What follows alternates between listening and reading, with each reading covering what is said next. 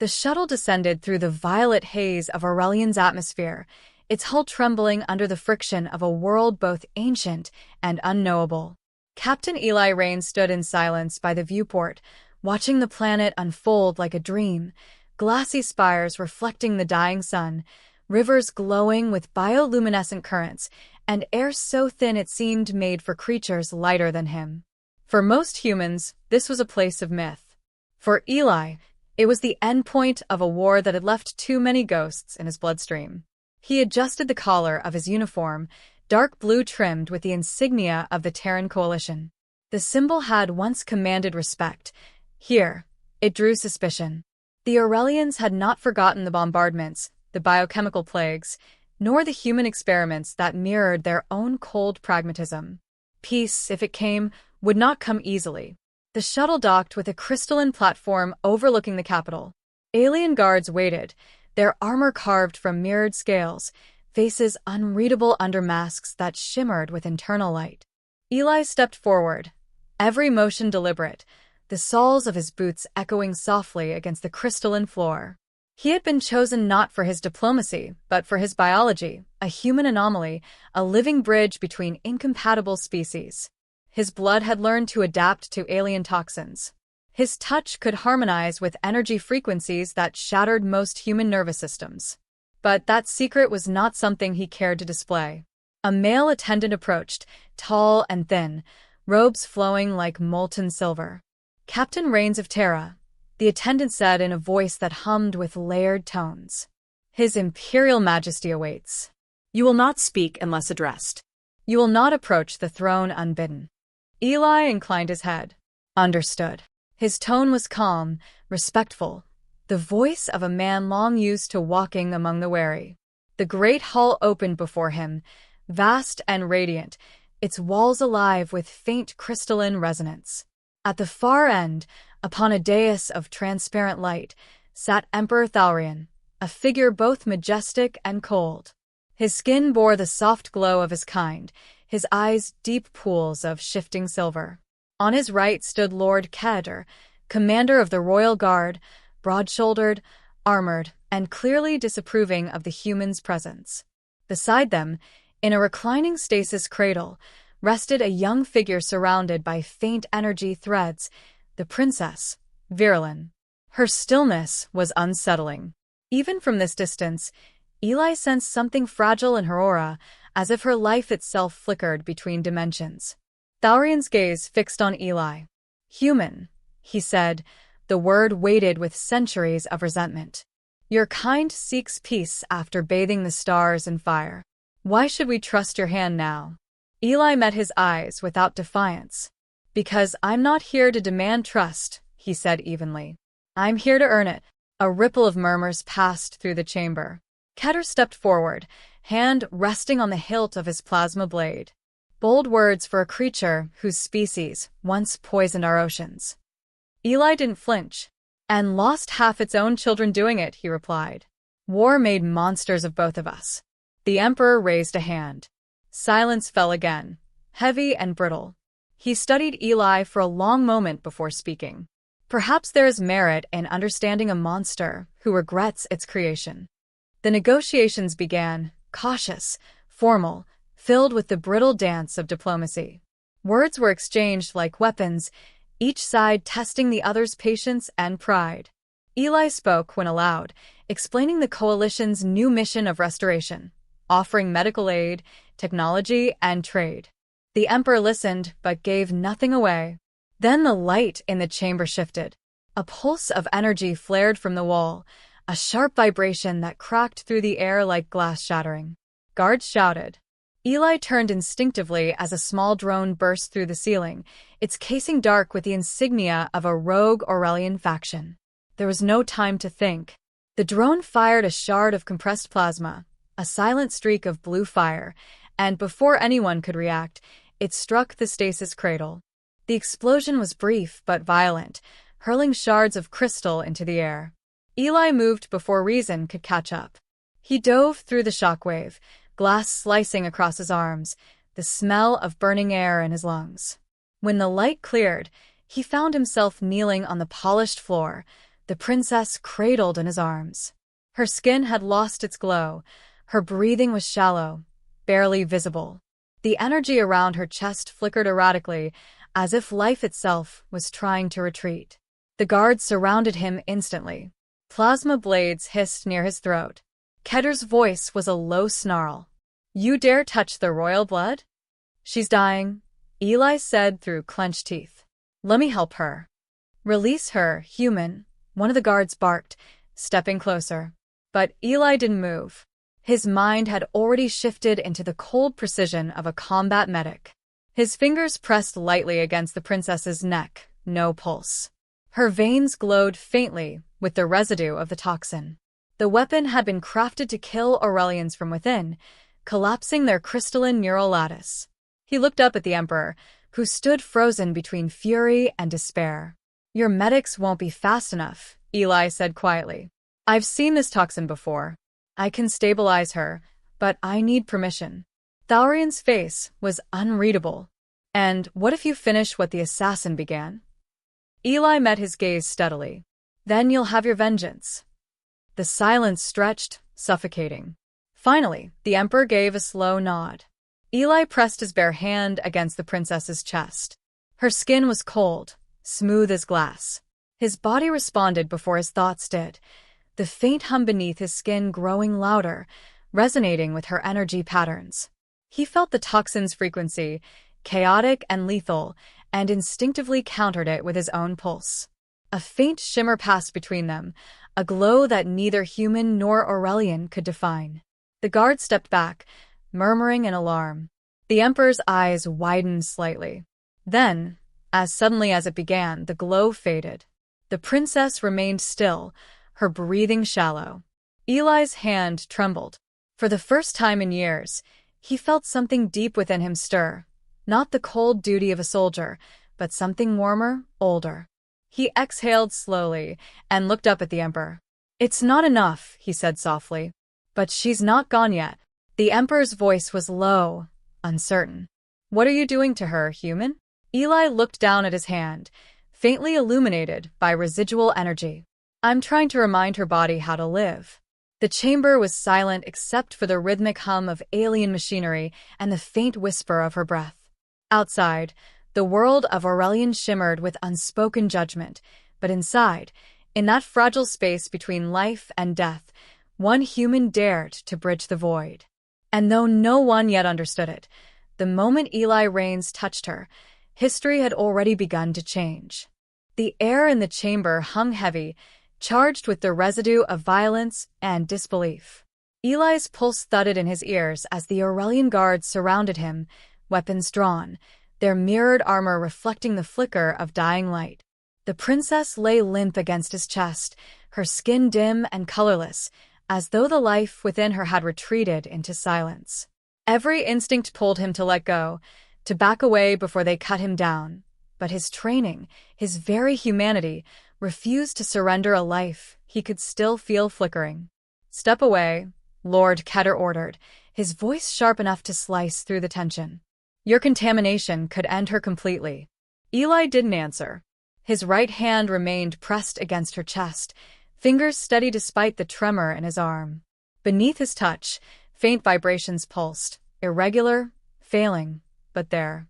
He closed his eyes, shutting out the accusing voices and the gleam of weapons, focusing instead on the frequency of her body. Aurelians weren't made of flesh and blood in the human sense. Their biology was crystalline, their life force conducted through lattices of energy, beautiful, fragile, and utterly alien. Yet he could feel something beneath it, something raw and universal, rhythm. He spoke without looking up. "She's reacting to me." "Lies," Ketter spat. "You mean she's dying slower because of your interference?" "Maybe," Eli murmured, "but she's still here." The Emperor raised a hand, halting the guards. His gaze, ancient and unreadable, moved between his daughter and the human kneeling before her. "Explain yourself," he commanded. Eli finally looked up. Sweat traced lines through the blood and ash on his face. "Her neural lattice is collapsing. The toxin disrupts the crystalline resonance that carries her consciousness." I've seen something similar before, in the war, when your weapons infected our troops. My body adapted. I can counter the frequency. Thalrian's expression didn't change, but a ripple of unease passed through the watching healers. You claim to know our biology better than our own kind. I don't claim anything, Eli said, his voice low, almost pleading. But if I walk away, she dies. For a heartbeat, no one spoke.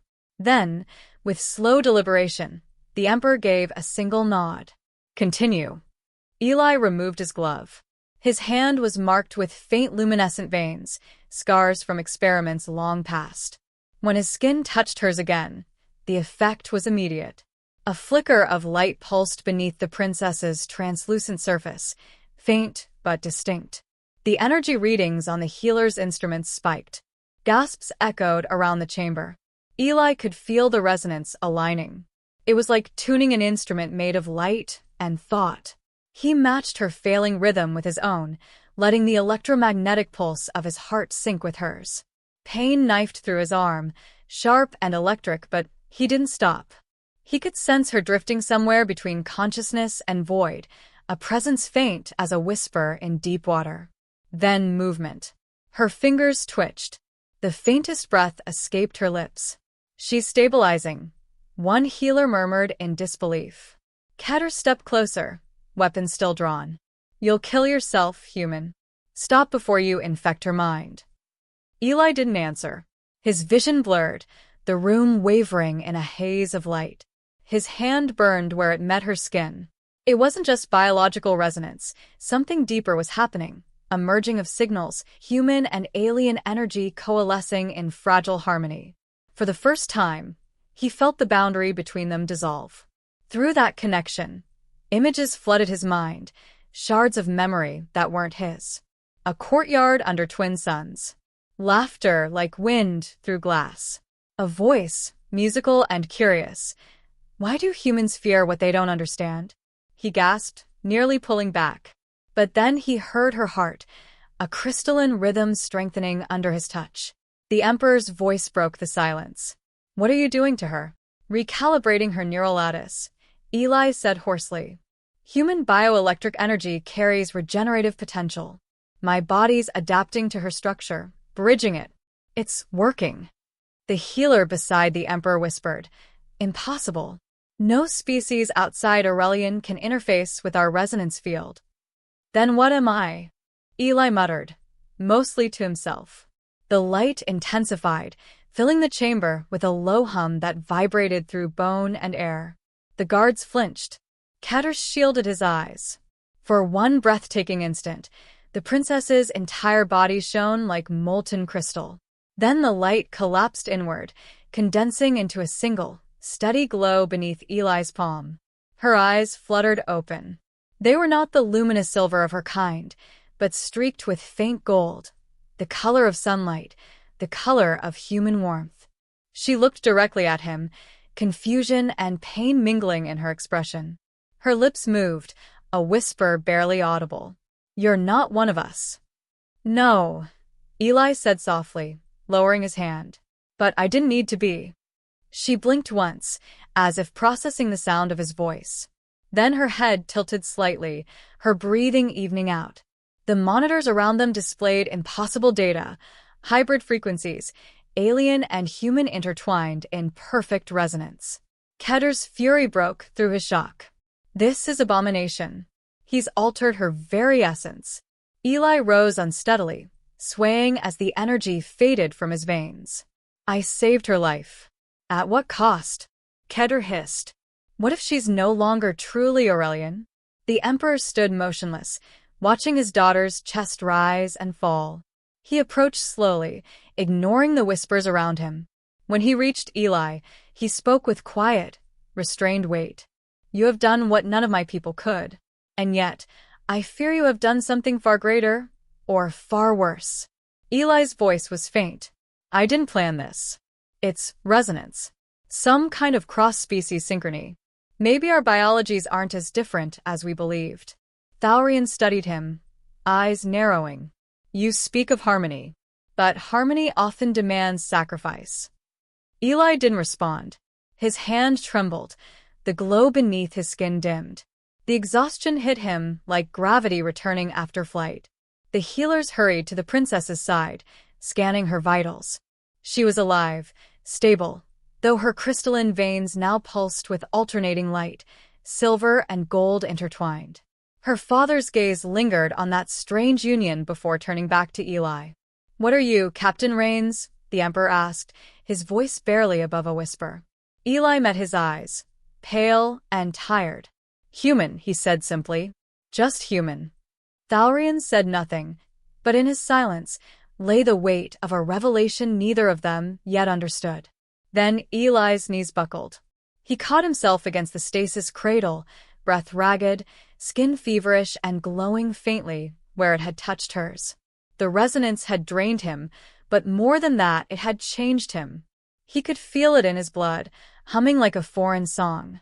As the guards moved uncertainly, unsure whether to seize him or thank him, the Emperor raised a hand once more. "No one touches him," he ordered, "until we understand what he has done." Eli glanced back at the princess. Her eyes had closed again, but her breathing remained steady. Somewhere deep inside, he felt a connection still pulsing faintly, a thread of shared rhythm binding their lives across the gulf between species. And as the chamber lights dimmed to morning hues, Eli Rains realized he had crossed a line no human had ever crossed before. He hadn't just healed her. He had bound his fate to hers. The silence in the Aurelian medical hall was thick with disbelief. Instruments flickered softly around the princess's stasis bed, projecting streams of alien data that no one could decipher. The readings defied reason. Her vital frequencies pulsed with alternating bands of Aurelian silver and human gold, a living contradiction to every law of biology the Empire held sacred. Around her, the Emperor's council whispered in uneasy tones, their words sharp with fear disguised as science. Eli stood apart, leaning against the crystalline wall for balance.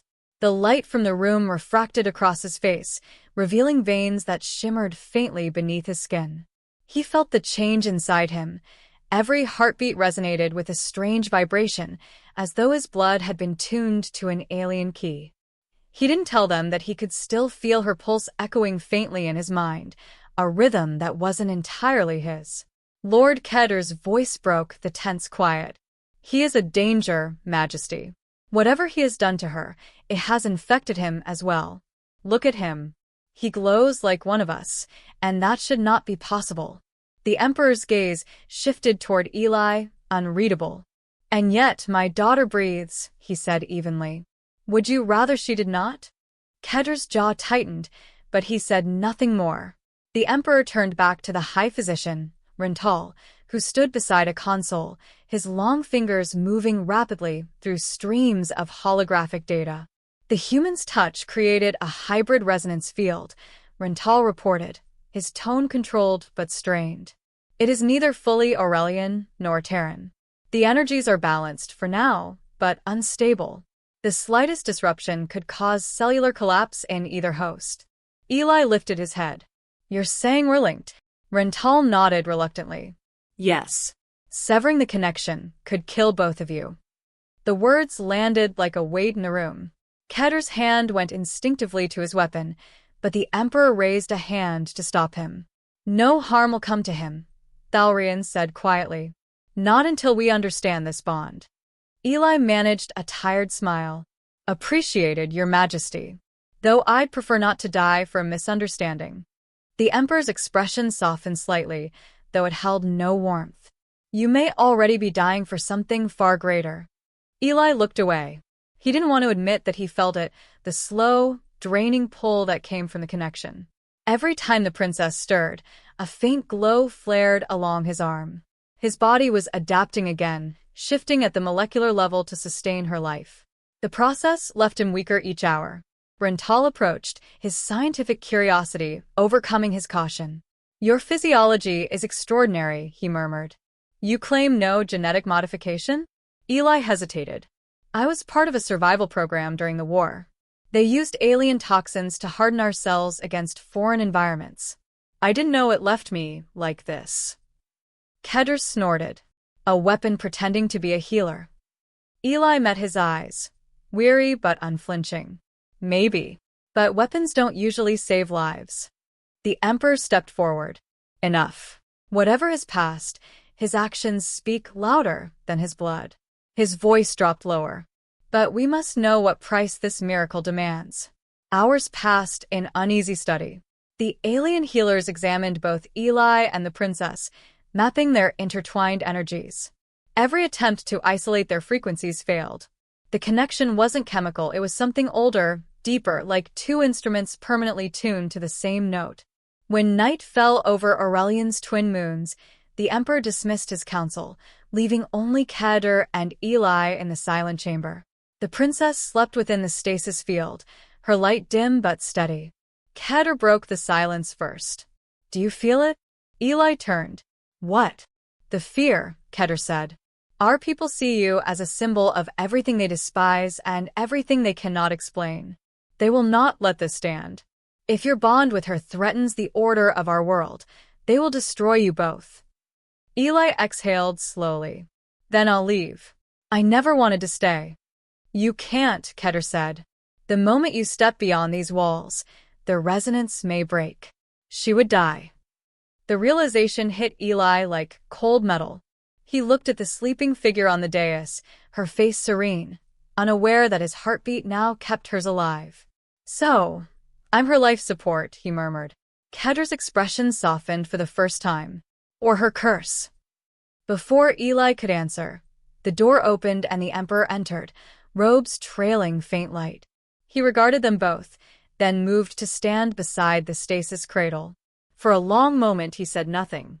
When he finally spoke, his voice carried the weight of a ruler forced to choose between faith and fear. I have seen my daughter's light fade once, Thalrian said. I will not see it fade again. If you are truly her anchor, human, then you are under my protection. Eli bowed his head slightly. Thank you, Majesty. But understand, Thalrian continued, the Council will not accept this.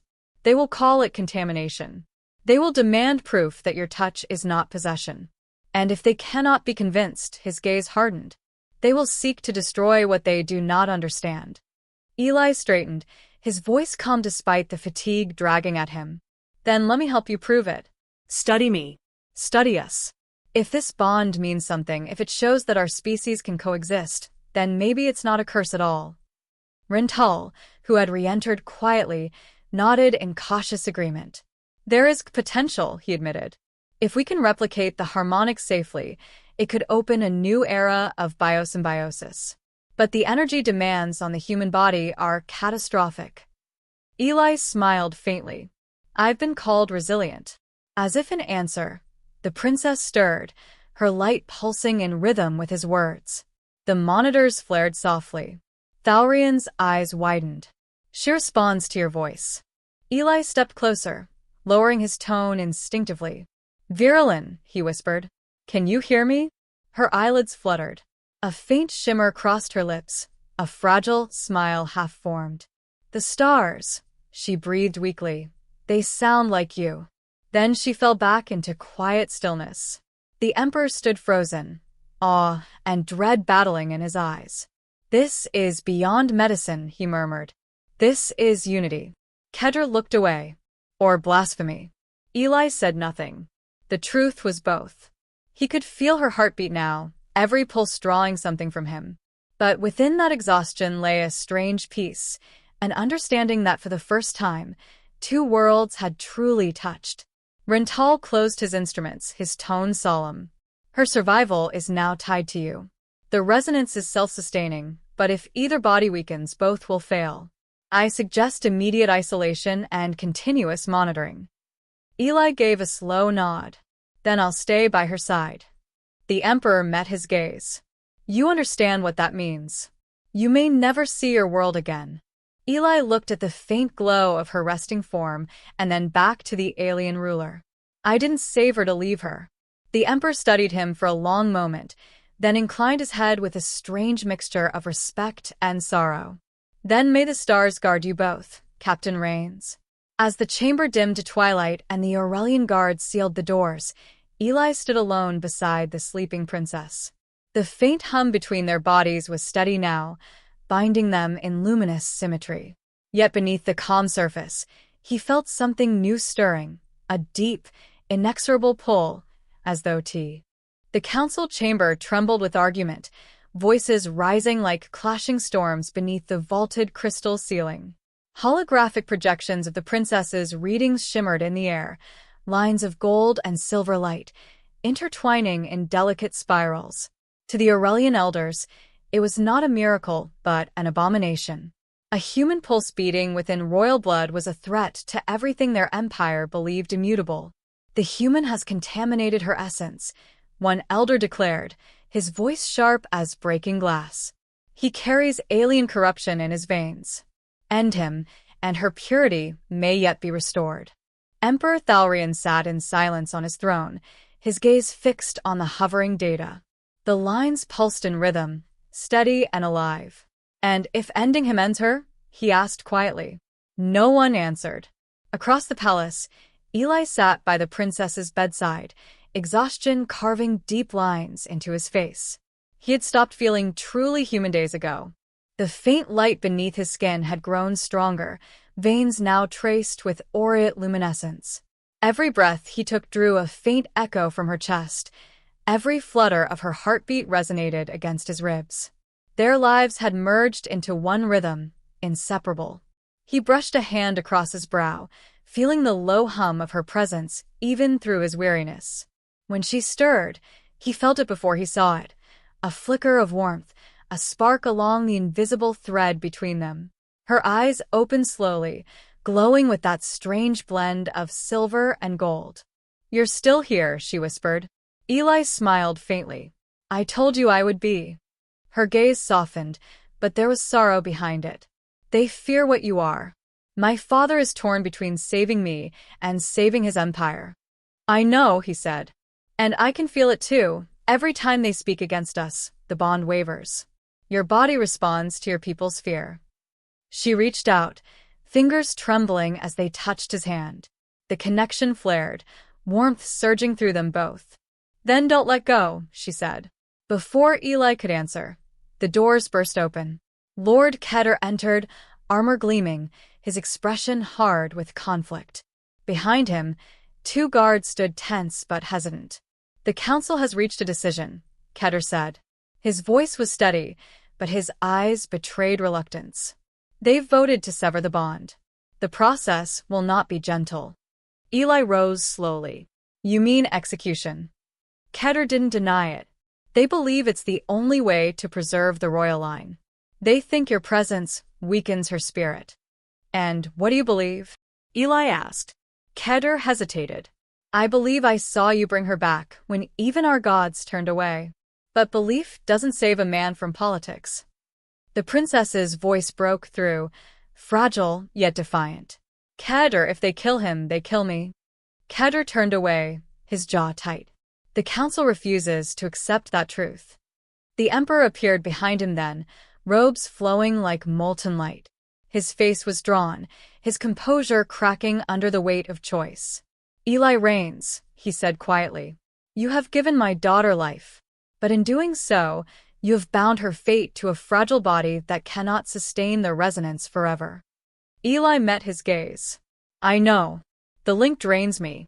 But as long as I breathe, she'll live. Thalrian's voice trembled, not with anger, but grief. And when you no longer breathe? Eli looked down at his hands, glowing faintly. Then she'll carry what's left of me. Maybe that's enough. Silence followed. The emperor turned to his daughter. Virilyn, if this bond continues, his death will scar you forever. If it is broken, you may live, but only as you were before. Her voice was soft but resolute. Before, I was dying. Eli's body wavered, the effort of standing too great. His skin shimmered with fractures of light, as though his humanity itself was splintering. Majesty, he said, his tone weak but steady. Let me finish what I started. I can stabilize her completely, but it'll burn me out. You'll have your daughter back, unharmed. Kedar stepped forward in alarm. You'll destroy yourself. Eli gave a faint smile. Some lives are worth the cost. The Emperor's eyes glistened with unshed tears. You would die for her? Eli met his gaze, unwavering. I'd die for what she represents, the proof that our worlds don't have to destroy each other. For a long moment, no one spoke. Then the Emperor nodded, slow and heavy, the weight of a ruler surrendering to something greater than law. Then go, he said softly. Do what you must. Eli turned back to the princess. She reached for him, tears shimmering in her eyes. You don't have to do this. I do, he said gently. You're the bridge now. I'm just the first stone. He knelt beside her, their hands intertwining. The chamber lights dimmed as his energy flared, filling the room with a radiant hum. Gold and silver light swirled around them, merging in a dazzling vortex. The resonance amplified, resonating through the palace walls like a heartbeat that belonged to both worlds. The guards shielded their eyes. Kedar took an involuntary step back. The Emperor watched, unmoving, tears streaming silently down his face. Eli felt his body unraveling, flesh giving way to light, bones dissolving into energy. Every heartbeat cost him more, but the glow within the princess grew stronger, her body absorbing the resonance in waves. He could feel her life stabilizing, her rhythm no longer dependent on his. Eli, she whispered through the brilliance. Don't leave me. He smiled through the pain. I'm not leaving. I'm just changing shape. His voice faded as his body became translucent, threads of light rising from his skin. Remember this, he said faintly.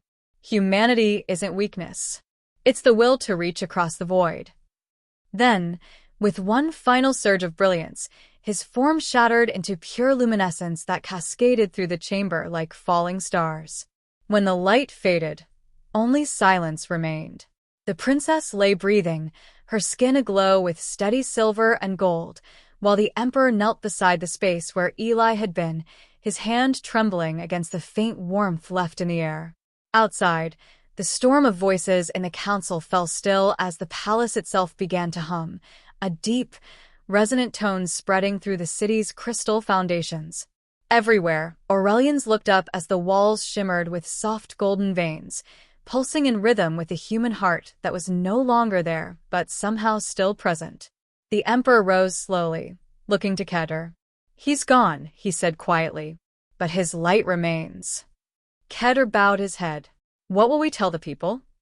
The truth, Thalrian said. That a man from the stars gave his life to heal what centuries of pride had broken. He turned to the princess, who now sat upright, her eyes luminous, her breath steady. He's still here, she whispered. I can feel him. Every heartbeat, every note of light. He's part of Aurelian now. Years later, when humans and Aurelians walked the same corridors, their ships bearing the mark of intertwined suns, one silver, one gold, the legend of Captain Eli Rains would endure. They would call it the Resonance Accord, but among those who remembered, it was simpler. The story of a man who held an alien princess as she died, and by his touch, taught a galaxy how to live again.